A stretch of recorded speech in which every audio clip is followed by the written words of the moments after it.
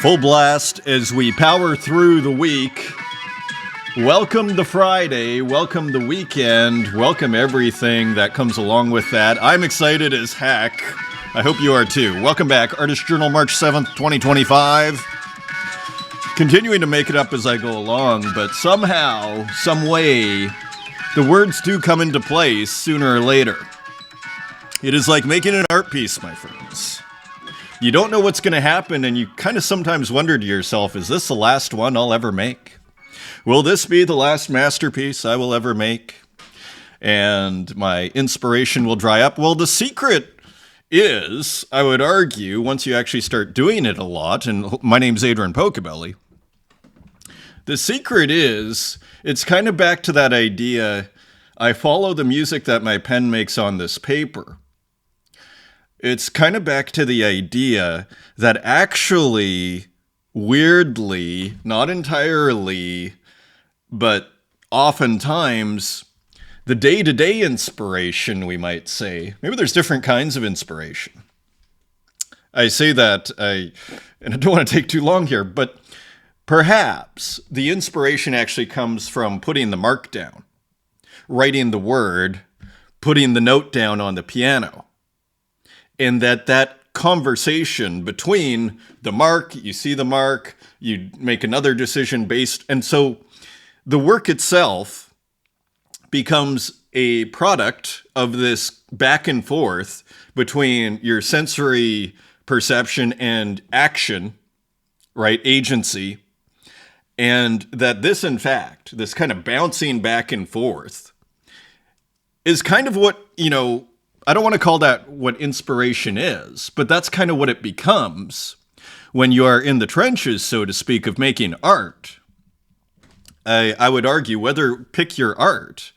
And I'd be curious, I'm curious what other people have to say about that, actually.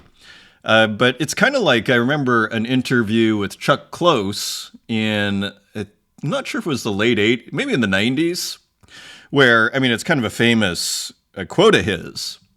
Which was, and he had all sorts of, I don't know what happened there. And I think he was being interviewed by Charlie Rose, who had his own kind of, I was going to say scandals. I don't know what happened all over there. But as far as the takeaway from the quote, it's like, real artists don't wait for inspiration. They show up basically 9 to 5, right? And I think there's a lot to be said for that. There are, however, I would say this, I do believe there is such a thing. Maybe this is as spiritual as I get. I do believe there is a thing called, that is real. And I don't even know what it is, relating to inspiration, where people, a kind of, I think what the ancients would, and I don't have the Greek with me here, but a kind of possession of sorts, at least going to the Platonic dialogues, as Lee Perry, maybe quoting the Phaedrus, Plato's Phaedrus, would call, divine madness. And as, I've brought up here, probably quite a few episodes ago, as Plato points out, or Socrates, Plato writing it, in the form of Socrates in the dialogue, the Phaedrus talking to Phaedrus, describing it as, the ravings of the inspired mad person, or I think they call it madman, but let's call it mad person, will utterly eclipse all of the technical, perfections of the, perfectly technical poet. In other words, there is such a thing, according, and I actually agree with this, where all of a sudden, some people, again, I'm kind of dancing around it a little bit. But, psilocybin, we're kind of back to psilocybin, where all of a sudden, and I'm not advocating it, although it's starting to become legal in some areas, interestingly, where all of a sudden, again, we're kind of back to this idea of possession, and where, another statement I said it, but it wasn't me, But we've gone too far here in our little Friday introduction, but we can always come back to these wonderful topics. Just final sort of part on this. I was kind of, when I did finish my undergrad degrees. I had done it in double honors in English and studio art. But I had been taken by the ancient philosophers, and only because the professor who I was taking Neoplatonism from moved away was I taken off that track, and I say thankfully. Otherwise, I'd probably be like looking at Greek words and wondering what happened. What happened to all these dreams of mine?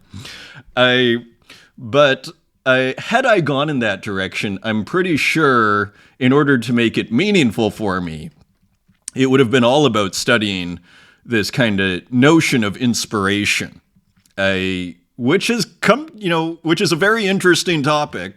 And we see it in the Renaissance, right? I mean, you think of Raphael in the stanzas in the Vatican, the rooms in the Vatican, right? Where they have Parnassus. It's kind of, you look at every kind of major work of epic poetry, the Iliad, the Odyssey, Virgil's Aeneid, the call to the muses in the ancient world. Like, what was that? But that in itself is another video. So let's go to the task at hand here. What looks like to me, this is Dan Control, as many of you will recognize. You know what I love about this kind of odd, fun work is how kind of, I would argue from a vibe perspective, which I understand is quite general, from a vibe perspective, I feel fits quite well within the dialogue, so to speak, of modern art, or, art, let me be more specific, art of the last 150 years, right? In its kind of fish in the sky. There's something kind of, you see it, but it's off, right? We're almost talking like, okay, this isn't just a realistic portrayal or a gradient portrayal of some sheep in a flock of sheep, as they would say, in a field. No, they are smoking cigarettes. Interestingly, Dan Control out of Rome, Italy. And here they are just kind of pasted on. Kind of hilariously. And there's so much going on here, interestingly. And here, we flipped it around. Okay, we turned the sheep around. Oh, and look at this. So you see actually like humor. And is that an electronic cigarette? It kind of looks like it, doesn't it? And is it even like probably the same smoke pattern, right? All on purpose, I might add. There's always a deep conceptual element. So from a purely narrative point of view, let's say you're coming to this fresh, you see fish in the sky. I immediately think of Éléphant Célèbre by Max Ernst. Fish in the sky, kind of classic. Weird black lighter. But what we have is this upsetting of what I would call of rationality. We have, it's not just sheep in a landscape here with a little, quasi farmhouse in the background with one light on. Very witty. Even, like, I would argue, even this little yellow window with the light on, to me, is quite witty. And it's more than a realist and, sort of portrayal here. Like, to me, again, there's so much kind of irrationality, but that it starts to go into the realm of poetry. And just the final point on this, though. What I love about it is when you come to it kind of with your initial eyes, with fresh eyes, you look at it, there's nothing that kind of really jumps out at you and says, this shouldn't exist, or this is impossible, or there's nothing kind of like, in a weird way, perhaps because of the balanced out composition, there's something about it that actually feels kind of quasi-natural about it. Like there's something almost persuasive, shall we say, about the space itself. Despite all of the, maybe it's this green gradient here that makes the landscape and the sense of space. But I would say even like there's like a sky, is that a skyscraper of some kind, right? Or, and so you just kind of wonder, and then you look at the clouds and they all look like reused elements. And the lighter, why is it black? Why is it kind of blotched out? So again, and you see like these kind of gradient birds, which look like just the outline was used. We see the fish, and again, all of these things, all of these animals basically smoking. And is this like a big hole in one or like a golf hole, right? Which I don't know if I brought it up. I don't think I did, but Dan just had like a work that looked like it was just the circle, as if it was just a golf hole. Again, the humor. So I say, like, again, it feels very like museum, like a contemporary museum. I have come to the next work, and here is something to provoke me and challenge me and to kind of make my brain go. Right? I mean, why are we looking at these works? We kind of want a little something. We want a little jazz going on here of some kind, right? Otherwise, what are we doing here? Just, analyzing? So it kind of creates a little jazz, shall we say. And maybe we'll just leave it there. Non-speaking smoke, and again, kind of a playful title, shall we say. And the smoke, I mean, and I'm not I avoid it at all costs. Here in Berlin, there's bars where you can still smoke. I mean, people are shocked to learn that in 2025. And I stopped going to those bars because just for health reasons. I feel sorry for the workers. Anyways, let's not get distracted here. But a very compelling work here for the museum in our minds here. And you got to love the humor too, which is kind of, sometimes underappreciated. Humor in art. And to me, this really just strikes very interesting notes. Unreal Lands. A very cool, selling out at only 6 Tezos. Pretty reasonable, with Tezos being 70 cents? That's really good price. Deep Breathing. Here's Dan Control as well. Edition of 20. So more experimentation here. Again, we see the repetition of the cigarettes. We see the introduction of text. We're seeing almost exclusively, I would argue, and I could be wrong on this, because I haven't seen the water gun before, or the Nerf gun, or whatever this is. But we seem to be seeing all reused elements, which kind of brings a whole other, I would argue, narrative or discussion. Because Dan Control, it's not just about, this is very conceptual, I would argue, which makes it wonderful, because it's both conceptual and aesthetic. Right? Where a lot of conceptual stuff is just conceptual, and the aesthetics, well, you have to take it or leave it. I don't really buy into that. So I think the aesthetic needs to be there. And you could even argue, I'd argue with the fountain, kind of the classic example of this, Marcel Duchamp. I'd argue, a urinal as a sculpture is quite an interesting object. I would argue. Like, it's quite, there's a lot that could be said for that as a found object. Turn it on its side, sign it, or mutt. Okay. Right? So I would argue that's still aesthetic, despite the, manifest content of that piece. Now, so this looks reused, which is all quite interesting. Perhaps the background is new. We don't know. Meditate, don't think about it. Relax, actually think about it. Deep breathing. So again, I love the enigma.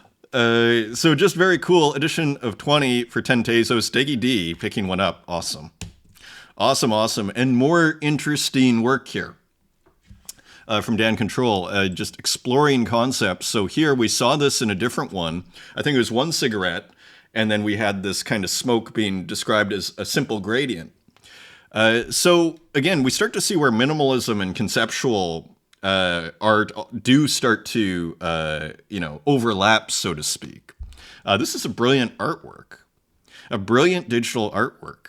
And inherently digital, the repetition of the element, or the layer, let's call it the element, of the electronic cigarette, and then the minimalism of this smoke all coming from these electronic cigarettes. And, well, does smoke come from an electronic cigarette? Maybe it does, actually. Or like vapor, I don't even know. So pretty interesting as ever from Dan Control. Now, get this. Okay, so if you've been watching the show, you'll know that I had actually sent in a work that got lost in the mempool. Let me just open the mempool. So this is the mempool for those that don't know. Bitcoin, the track of everything that's going on. And my work was like, let me see. Gonna have to replug in. It's always dangerous opening tabs here. Okay, everything is working. Excellent. Whew. What was I gonna say? So it's always, putting work in the mempool, you got to be careful. My work was way down here, but guess what?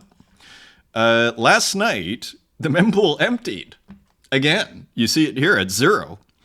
So my work was only 4 blocks above 0, basically, or above empty. So it may never have inscribed ever, but it did last night. And so I just wanted to share the story. I need to list more works on Bitcoin. I have a ton inscribed. This is a fun one. This is, for those that play Ultima 4 will recognize this work. I call it Attack. So anyway, it was inscribed. So all to say is, well, if you're inscribing on Bitcoin, it's pretty good times as far as the cost, but you do have to be careful. Generally, if you want it to go through and you want to guarantee to go through, you put it at, say, 2 here. As you see, because then there's only 2 more, and then it'll probably sooner or later mint out or inscribe. Continuing on, of course, I follow Heck there, and thank you for tagging me, Joshua Sobel. Awesome Pocobelli tribute. I didn't see it, and then I saw it, and there I was. So thank you to STZ, and this is part of the Are You Weird Enough drop. And that's part of the Weird Club Gallery. I think I've shown a couple here, and I think I might have a few more. I am just trying to get everything I can here. It's another big show, and we're already 16 minutes in. But anyway, just wanted to say thank you to STZ for the tribute here. I need to bookmark that. It is bookmarked. Excellent. Continuing on. So I posted this finally. For those that were interested, I was a touch nervous in this. Put it this way, it was a little bit more. I like it to be a little tighter. But I listened to it yesterday. I had the courage to listen to myself, and it wasn't bad. It wasn't bad. So, anyways, all to say, Victor Acevedo, really nice to hear. Awesome presentation. I learned a lot. Feel better, my friend. So that is really appreciated. Because I'm kind of like, we're our own worst critics, and that's true for art as well. So all to say, thank you for the nice support. What a great, cool community. And shout out to Victor Acevedo. Awesome dude. And yeah, I'm pretty much better. Just a little sniffles here. So last episode, let's see what happened with that awesome Rat Cloak work. Thanks for showing Rat Cloak's incredible work. So this is Andrea Balestrero. Thanks for showing Rat Cloak's incredible work. A lot of interesting aesthetic research. Let me make this bigger. In the space. Yeah, beautifully put. I mean, you could call aesthetic research. I love that. I absolutely love that. Exactly. You could argue that's what Dan Control is doing there. In a sense, that is very much what we're up to here, isn't it? That is very much what visual artists, otherwise it's there is a scientific component, I would argue, to what we're doing here. It's aesthetic research. Brilliant. But sometimes I feel like not enough crypto artists are able or willing to deal with contemporary problems, and we're living in interesting times. Yeah, that's an interesting question. It depends who you're talking about. Because, it's an interesting question. I mean, I feel like Dan is taking, for example, I wouldn't categorize Dan in that box, in the sense that modern iconography, rearranging it. I mean, there's something almost kind of, you could call it digital pop if you wanted to. So I wouldn't include Dan in that. I try and make things pretty, the story series, and then I have screenshots of, I promoted stories I feel is very contemporary. I mean, put it this way, though. It all depends, though, if you're saying, should this be more political? Right? I mean, is that the question behind the question or the comment?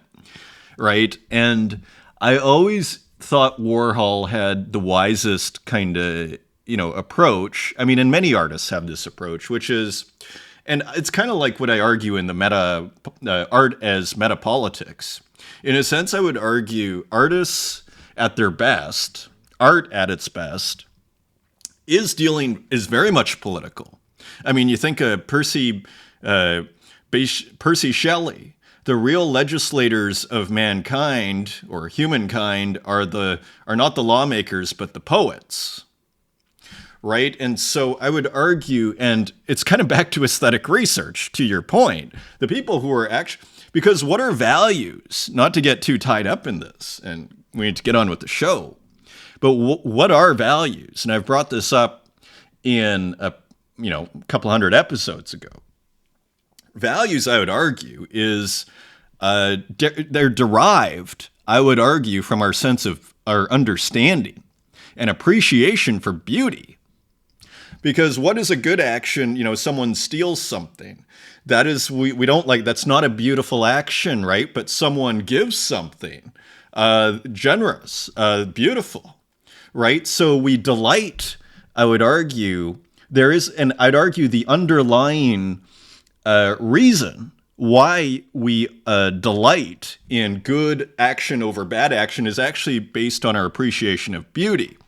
So I'd argue beauty is the underlying foundation from which values are derived. And, often politics, it's like values, boom, boom, boom. So that's why I say, dealing in art and pushing aesthetic research, to your point, is in a sense you're pushing the boundaries of what we consider beautiful. Again, I think of 1914. And in that regard, you're creating a more sophisticated, you could argue you're creating a more sophisticated person that perhaps can make more sophisticated moral judgments, is perhaps the thesis here. So again, I'm kind of like, what do we remember about the ancient Egyptians? Do we remember the fact that they were tyrants, the pharaohs? I mean, you could call tyrants, to use the Greek term. Where do we remember that they built the pyramids? Right? And it's like kind of back to like these, at the end of the day, what makes the pyramids so incredible? They're kind of beautiful, right? They're art, like, what is this thing? It's like, what is that awe? Right? And so you could argue the big, playing for all the marbles, to quote a professor who was referring to Plato, who was playing for all the marbles. If you want to play for all the marbles as an artist, you're playing on the metal layer, which is so, so then you're not getting involved in like what Alex Jones would call the left-right paradigm. Not that I'm advocating, to use a very controversial figure here, but, you're not playing in left-right politics, so to speak, because then what happens, let's say you're to take, and I don't know if this is your point, but let's say you're to take, say, a left or a right-wing view. What's the problem from an aesthetic perspective is it's too didactic. To quote my friend, his joke of looking at an art piece, it's like, oh, it's too didactic. What does that mean, though? Too didactic means didactic is like to teach. It's too obvious. It's telling me what to think, right? So in that regard, back to Warhol, he did have to do a Nixon work, but it was because someone asked him and he got a lot of pressure from New York people. It's like, can you make an anti-Nixon kind of campaign? That's all he did. Other than that, ambiguity is more the province of poets, I would say. Fascinating point. And I agree with you in the sense, as Ballard would put it, like dealing, you want to be, or as even Baudelaire would put it. What is the name of that essay? The modern artist or the modern painter, which is an artist of the present. There's something kind of valuable in that in itself. And there's something, in a sense, like a poet, using generally, including artists, writers, whatever, musicians, has to have, you could argue, has to have 1 foot in you might say the temporal, and then 1 foot in the eternal, so to speak, is kind of, like, and by eternal, not to make it sound like overly, pretentious. But what do we mean by that? You were talking about aesthetics. Work that stands over the test of time. That is what we're talking about. That's very concrete, It's a very real thing. It's not some like airy-fairy, oh, we're in eternity here, and right? It's a kind of a crazy business we're in, you kind of evoke a lot of that. Here, anyways, thank you for the comment. Happy to continue this discussion. Cider, you are the best. Well, thank you, Cider. Fantastic artist, and we actually have another work by Cider here. This episode. Nicholas Dietrich, brilliant rat cloak piece. This was an interesting comment. I'm wondering if it was inspired by Frida Kahlo's The Wounded Deer. I brought it up. I was like, I wonder. Could be. Kind of, probably. But what I love about it is, if it is, it's still quite different, isn't it? So, anyways, interesting comment there. Big shout out to Nicholas Dietrich. Tornado Rodriguez. Hey, Poco, thanks for showing my piece in the Are You Weird Enough exhibition. That exhibition is opening tomorrow, and it was made by Trapers. You got such a sharp eye, the canvas is not fully white. Yes, because I faced these problems as well, Tornado. Yes, white just doesn't look as great, does it? But you put a little gray, yeah. You have such a sharp eye, the canvas is not fully white, it's a super light gray. Because fully white is way too much for my eyes. Yes. I always like to keep the canvas as a real paper-like color. You know, so do I. You might notice, like if you look at that work I was just showing on Bitcoin, that's a brown. Well, you can buy paper that's like most of the colors I use in my, say, pixel art sketchbook, or even, often I'll put like kind of a beige. It's based on paper colors that I used in the physical, interestingly. Yeah, so that's not an accident, and I share your proclivity to use background colors that are kind of based on these papers. Very interesting comment, and big shout out. Kujib, so has Dribble Waffle. Glad you dug it, Poco. Indeed, thank you again for sending me one. Ratcloak is always amazing and thought you should have a copy. His brother Ugor did some amazing and very sad documentation of the war too, for what it's worth. So I don't know if I've ever seen that. I remember Ugor, I think has an account on Object. I don't know if it was on Object or where it would be. And I'm sure it is very sad, unfortunately. With regard to the ordinals, yeah, I'm just airdropping them so far to some collectors. No sales at this point.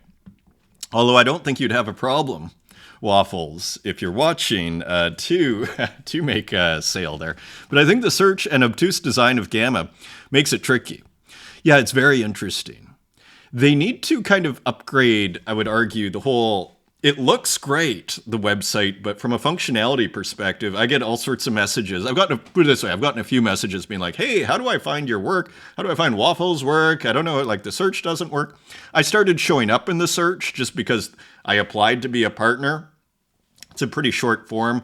And then what happens is they vote inside, and they basically say, oh, okay, this is what you find out when you get in.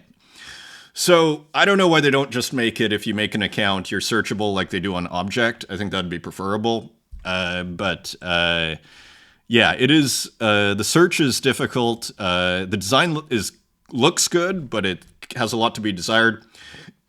There's also issues with, I actually messaged Waffles. I was like, hey, you sent me that beautiful ordinal. I wanted to send him one back, but his X was gone. But I don't want to send it to his account, because then it shows up in his account and it looks like he made the work, or, it's just, and then does he want that? So I was like, oh, do you have a collector's account? So it's a little different on Bitcoin. I'm not sure if they can resolve that. But anyways, let's continue. Perhaps they will make some navigation changes down the road. I think they really should focus on this. And it seems like they're really focused on the partner artists over everybody else. But I think the big picture thing for them would be to focus on everybody else and just make it a little easier for people to, make a more object-like experience. For now, it's just a fun novelty mostly. And yeah, I wasn't adding titles because who knows how much things will be viewed in 2600 and beyond. The inscription number is pretty rad as a title, in my opinion. Yeah, fair enough. Stay gold, Poco. Thank you. And thank you for the comment, my friend. Always awesome to hear. We have a couple more. Actually, no, the Mr. Generous, I almost want to call him. We have a couple of works here on Ethereum that Waffles has just minted. So very cool. Bosque Gracias. Makina Deleuze at Pocobelli Artist Journal. Love to see your expressions and appreciations on this series. All the movement you create around the show is a really good impact on artists. Thank you, dear, for keeping this. We love to join the show. I love this piece, and thank you, Deggy D, who picked this up and actually sent it to me. I had forgotten to pick this up. And actually, I didn't have the Tezos in my wallet either, so it made it even better. And look at this. So a little behind the scenes. We're soon to mint the last installation we make with Soy Haddon in the art residency. It's a retro projector. Love to see frames and also perform it as a synth. You know that. This is almost a dream machine for us. Look at how cool that is. So just rad. From Bosque Gracias. Also very quickly here as we take our sweet time here. Absurdity, GM Adrian, thanks for giving me a reason to look forward to Monday. You're more than welcome. You mentioned the art market is drying up. Right, and so this is a touch long for today's episode. I've been going through your older episodes, and thank you for that. And it struck me this morning as I collected a dope work from Uxine from 2 years ago. You're featuring works fetching over 200 Tez on secondary for editions of similar or even larger quantity. I'm not sure I can do justice to this whole comment here. I don't want to read it like super fast where nobody knows what's... So what are the artists and collectors to do during this uncertain time? Well, I'm going to pretend to advise artists about this, though in other professions, down times are wonderful opportunities to work on long-term projects. So, and you know, Object, to me, it's remarkably resilient. Object, like in a sense, what I was bringing up, which I mentioned in a comment here, was actually there's a blue chip gallery here in Berlin, and the price list was like $30,000 to $80,000 per work. That's what I was referring to. We could just take out a zero on all those works, and that would probably be closer to what those were worth. Just looking at the art, and you know, half of these people, most of them I hadn't even heard of. And now they want $30,000 to $80,000 because of some, right? So that's what I was getting at here. Digital art scene, especially Tezos, the value continues to be there. So I think it just keeps trucking along. As a collector, however, it really comes down to one's belief in the long-term viability of the digital art market. If, as you, I, and many others in this space believe, we are fortunate enough to be participating in an early underground movement in art, then the course of action is obvious. Keep collecting dope art, and by doing so, supporting the artists we wish to see creating when this movement is no longer underground, but rather the dominant art movement proudly displayed in all the finest museums in the world, and perhaps even on Mars. On-chain Bitcoin art, anyway. You know, not crazy. Not crazy. Looking forward to hobnobbing with many here at the champagne galas of the future in the meantime. And it's almost like, let's say it never happens, it's almost like our little dream. You know, I think the art will just prevail in the end. I do think the art will prevail in the end. So I think we'll have the last laugh. I don't know if we'll be around to see that. I think we will be. But yeah, so all to say, thanks for the comment. And yeah, looking forward to hobnobbing too. Actually, I'm going to be in Florence, speaking of which, for that Primavera. Digital Primavera show. I was invited, group show. That'll be awesome. Maybe I'll see some of you there. Lily Illo, always so honored. Thank you so much. Thank you, Lily. The work produced by Dali that you showed was a reimagining of an old photograph of 3 children by a tree. So, yeah, it's almost like it takes a regular photo, excuse me, still not 100% yet, almost, and turns it into poetry here, doesn't it? Thank you for the comment, Lily. Continuing on, huge congrats on 400. Tomorrow, coffee pot and bringing Poco's journals if I'm lucky. Thank you. Great show as always, and Deggy D, and thanks for mentioning my latest article. You're welcome. Always interesting. Huge collector there, Deggy D. Chrome Void. Okay, this is actually pretty funny. I do have to discuss this very quickly. You're against having moments in DJ mixes where the song transitions into another that's in the same key. I mean, it became a trend in the last, 15 years, where it's like, oh, if you're doing a mix, then we can actually adjust the key, where you can change the speed of the song and then adjust the key independently, or the scale, or however you want to put it. And so then you can have the smoothest mix ever. But to me, part of the energy of DJ sets is actually that off-key nature. Because all of a sudden you're getting very unpredictable audio. Like where all of a sudden, and that in itself will create a kind of contrast, and eventually that song you'll just get on its own. And so I actually love, oftentimes, maybe not always, but generally speaking, those off key, off kilter, those are, because there's almost this sense that the smoother and it all has to be like one song, the better in DJ mixes. And I think that's a very overrated, but it's too assumed, right? And it's almost like I remember being in Montreal and I had a DJ friend, a friend who DJ'd, let's put it that way, who was like, oh, Jeff Mills is like a terrible DJ because you hear his mixes, they're not super solid, like on the bass drums don't line up. And to me, he was kind of totally missing the point. They matched up enough. It's not about like smoothness is not like necessarily the be all end all, so to speak. And I found that, because there's an obsession with that beat matching has to be perfect. And it's almost like we have with money here today. And I really need to speed up here. But it's like that is your measure of being a good DJ is how smooth are your mixes.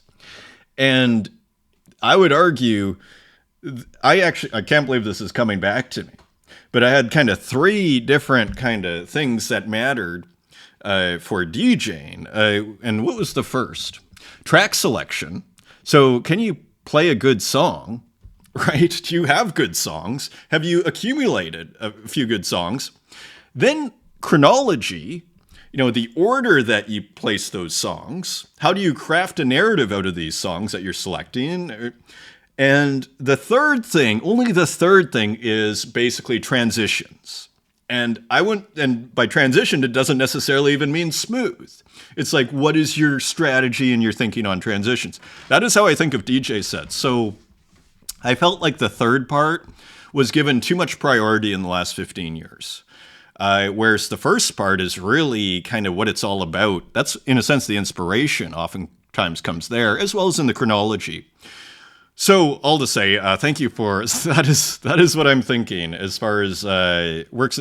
And I'm not against it either. I just think it's like, what it reminds me of, finally? It's like a publishing house these days. Like if you were to write a novel, they'd probably water the whole thing down so that the general public, that was kind of edgy, they'd probably water it all down and then they'd give you your thing back and it'd probably be like half unrecognizable in terms of the edge of the work. It wouldn't be edgy anymore because they want everything to appeal to as many people as possible. To me, it's kind of like a watering down. It's like takes away that kind of punker edge, so to speak. Thank you for the comment again, Chrome. Always interesting. Rat Cloak. Awesome. Always honor. Thank you. So a wonderful artist that started last show. It's always the honor is mine, my friend. Gorgeous work. Hello, Machine. Great to hear from you. Aura, great to hear from you. Scardeck, appreciate the feedback of my comment. Roon Toon, you're 100% correct. It's not really fair to compare the classroom to social media, as one is a closed setting and the other is a public forum. Thank you for the comment here. I wish I could read all this. You pointed out that artists don't expect critique, but once something is shared publicly, feedback, solicited or not, becomes a possibility. Sure. Which brings me back to the point of my original post. Can critique be given in a constructive way on the timeline? The reality seems to be that social media isn't, context. I'm not sure it can be. And here we go. Kel's, another great show. Thanks. And it looks like Hasdrubal Waffle sent Kel's this work. So mind-boggling generosity from one of the best ever. So that is pretty rad to get work on Bitcoin from Hasdrubal Waffle in the mail. Paintra, great to hear from you. Cool show. And Jada, awesome to hear from you. Okay, so into the comments now we go. As I'm going to have to speed up here. So Gogolitis, this is fascinating. I started creating a website for pixel artists, an idea I've had in my mind. I'm developing it using HTML, PHP, and MySQL.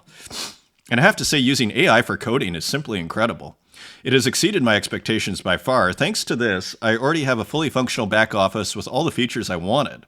Normally, it would have taken me over a week, considering I'd need to refresh my PHP skills. But this is just mind-blowing. It is. I've been working with some of these coding tools too, and it's like super cool. I also noticed that Grok performed much better than ChatGPT. And many of us are subscribed to X here, so that's also an opportunity. Maybe I can cancel ChatGPT. So I'm really excited to continue working on it today. Yeah, so exciting times. This is where you want to be. And also traveling through the mediums, absurdity with Let's Glitch It camera through KidPix. So I've discovered in the process that Pocobelli is 100% correct about it being difficult to be irrational. This is actually profound. That you're discovering this, that you agree. Like it isn't it? I'm very much struggling with my OCD tendencies to control the output rather than embrace the randomness of the process. Indeed.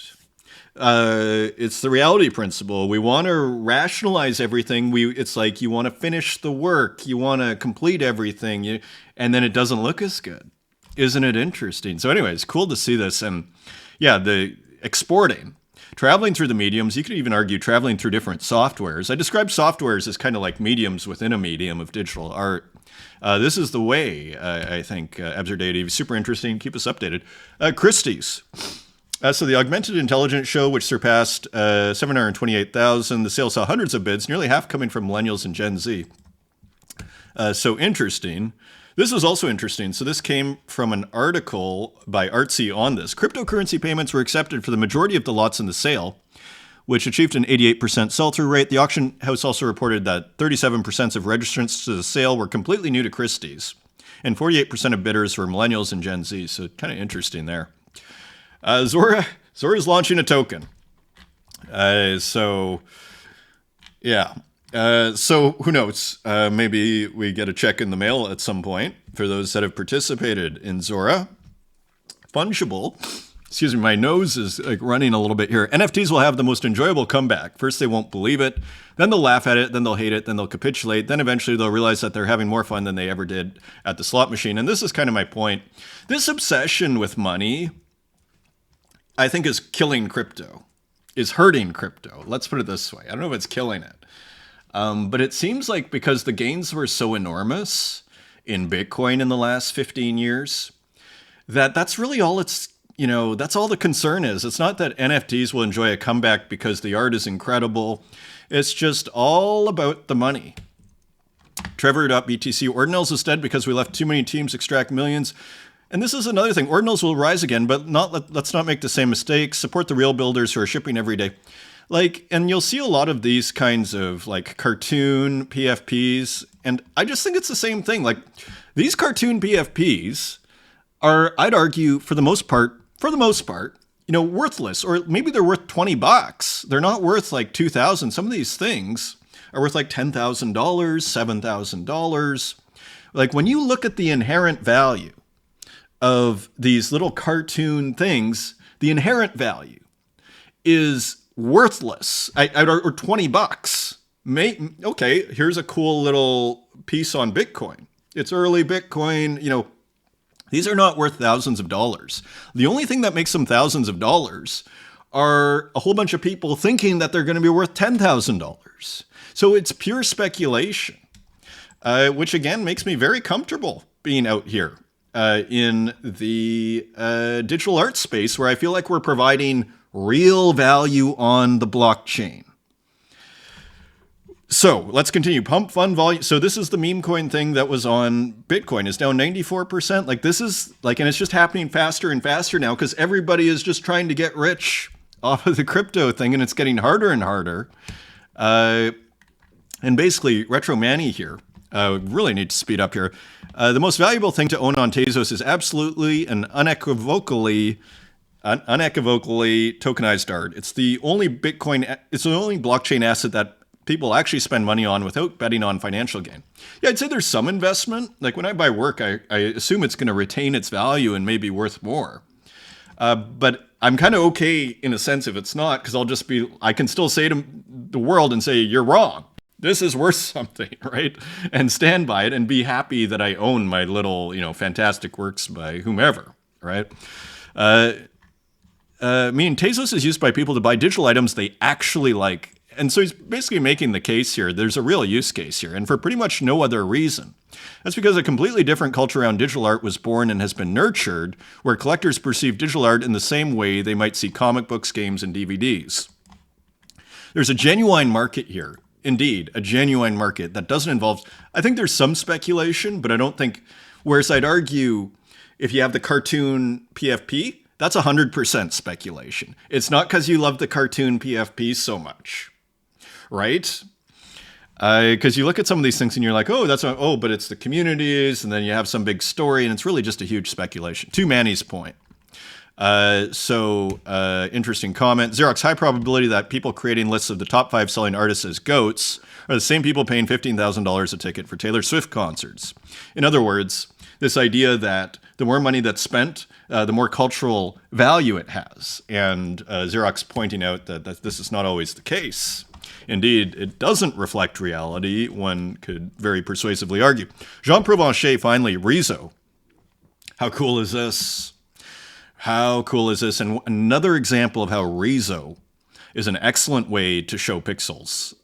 So you get the texture, but you get the sharp corners, the sharp edges. Very cool work here, kind of a modern day Muybridge there.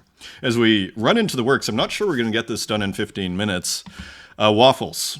Waffles is Drupal Waffle. Waffle editions. F things up on, kind of looks like a custom tool, doesn't it? Do you know how this was made? Pretty darn interesting. As we really, go into uncharted territory here with these custom-made tools. Not sure. I assume this is also. So these were done on Ethereum. My grindcore playlist. I think we saw this on. It looks like there may be a little bit of a video. Again, custom tools. It's going to be harder. It's getting hard to just say anything as far as how these works are made. Interestingly, here is Byte by Bit Graphics 2, using Graphics 2. So here is an old software, right? But what happens when Byte by Bit starts going, oh, okay, it's like putting mods on a TB303. It's all of a sudden it's like with DeepSeek or ChatGPT or the one we were Claude, whatever, Grok. All of a sudden you can create customized versions of these things. Start combining. This is where we are. It's pretty exciting. So pretty cool. Byte by Bit, edition of 1, 15 Tezos still available. Cool work. Absurdity pointing this one out. Infinite Canvas, Untitled Dreamscape 04. Interesting piece. And I should probably try not to go over an hour here. Sometimes I lose the show at like the 58-minute mark, in the past. Not recently, but that has happened to me. This went for 10 Tezos. Let's run. Nuv 1914, Planta 8. So more plants by Nuv 1914. Nice small one. Planta 9, beautiful. Beautiful, beautiful. By the wonderful Nuv 1914, going to DeGD. This one also going to DeGD. Planta 10. So releasing a few a day. I'm just in love with this process. I've adopted it myself. Make several works a day if you can. And then what's interesting is you end up releasing all of it. Because it's all, you just start to get into, it's about as we were opening the show with, your conversation that you're having. It's about the conversation. So very interesting. Torre 5, I think Gate, in still available. 20 Tezos. Here is Zozo, Be Free. This is a rad work. Went to DeGD.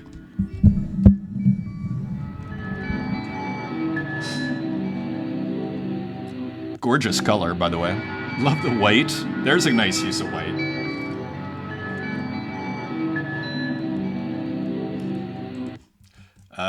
Let's continue. Here's Cider. Not sure what this is. Kind of looks representational. Almost looks like miners here. But who knows? So almost to the point of abstraction. Beautiful textures. Of course, that follows Cider. So just rad work. Doing really well. Look at that. 14,000 views. Here's Kurt Hustle Collective. This is 1997.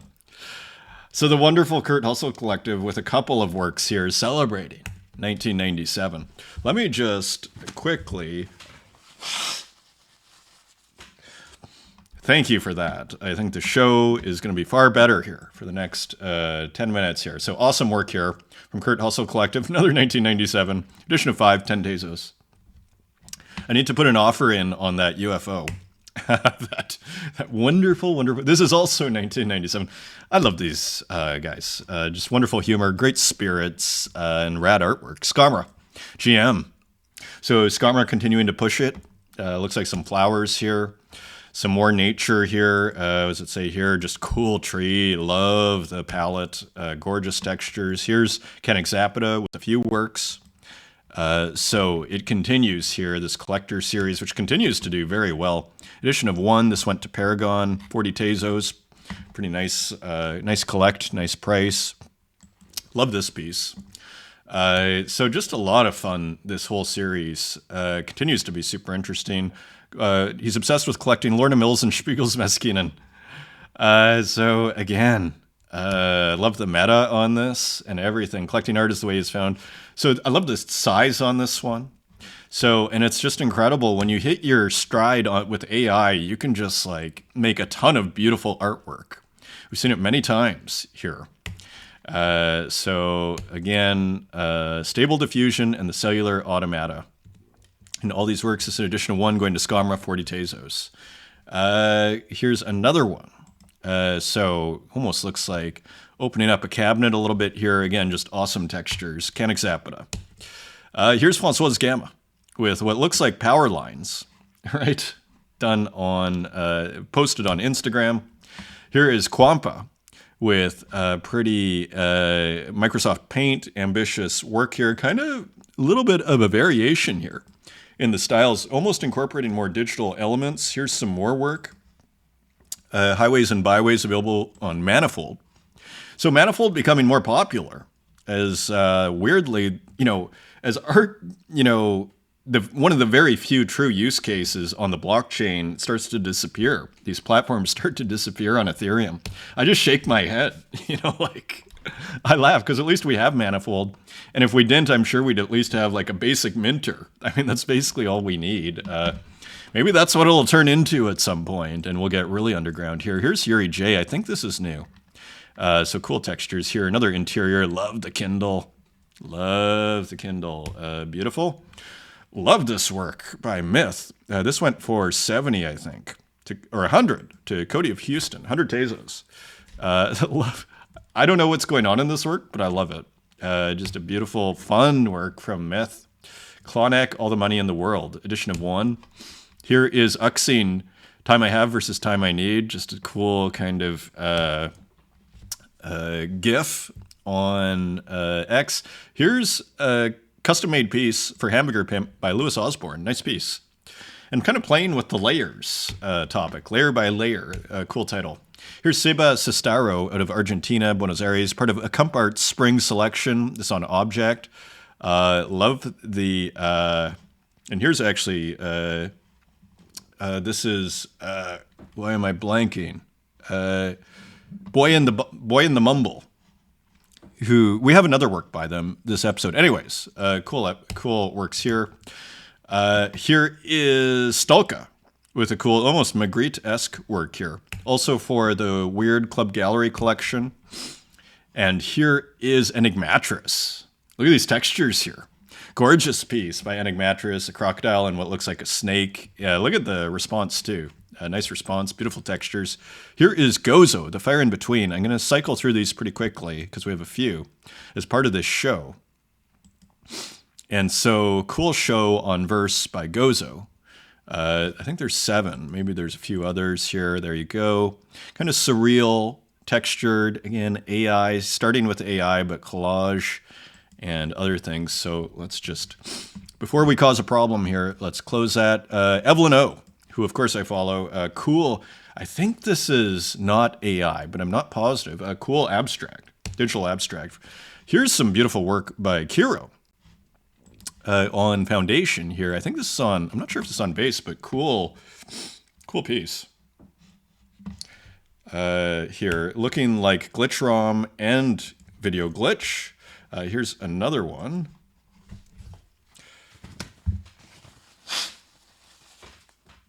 As we continue our sailing through the sky here. So cool work from Kiro. This is also on Bitcoin. Cool work here. Love this piece from Kiro. So that's on Ordinals. And here is Oblivion Fields. Interesting abstract here, kind of pixelated abstract, kind of digital abstract, Field Study 2, edition of 1. Here's Uran Yacon, edition of 1 for 13. as we run through this. Beautiful textures there. Another stream. Here's Feels with a cool work here, just posted on X. 10,000 views, big response. Here is Nebular. Come with me. So cool textures here. Nice little feedback on the figure. Here is Inavare. So maybe this is an older piece, but I thought a pretty cool piece. Beautiful kind of analog video glitch. Here's Greg Nick Shumika, A Project of a Dream of a Lonely Person. Again, using Excel here. Kind of nice gradients used there. Beautiful piece. That was part of a Comp Arts exhibition, I think. M. Suksu. Art doesn't matter, friends matter. I just like the message of this.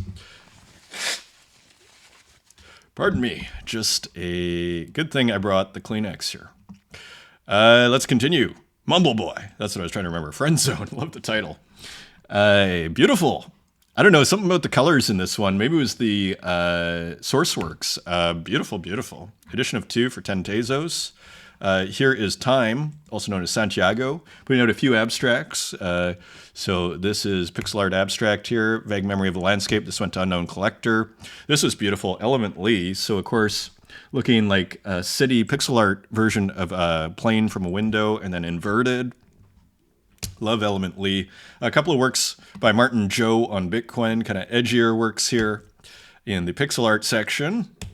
And here is Oblivion Fields, another really cool. This is a 1 of 1 from Oblivion Fields on Object, 21 Tezos. And here's a rad work by mech.txt, a cool kind of Ultima looking work here using tiling.